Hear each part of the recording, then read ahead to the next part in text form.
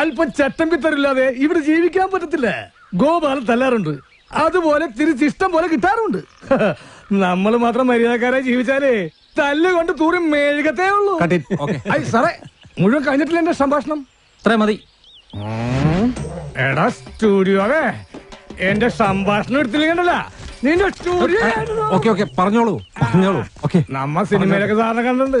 നമ്മുടെ കാര്യം കൊണ്ടാ സാറൊക്കെ ജീവിച്ചു പോണത്. പിന്നെ ചട്ടമ്പിമാരുടെ വിഷമത്തെ കുറിച്ച് പറയുകയാണെങ്കിൽ ഞങ്ങൾക്ക് സർക്കാരിൽ നിന്നും യാതൊരു ധനസഹായം ഇതുവരെ ലഭിച്ചിട്ടില്ല. സർക്കാർ ഞങ്ങളോട് ചിറ്റമനയമാണ് കാണിക്കുന്നത്.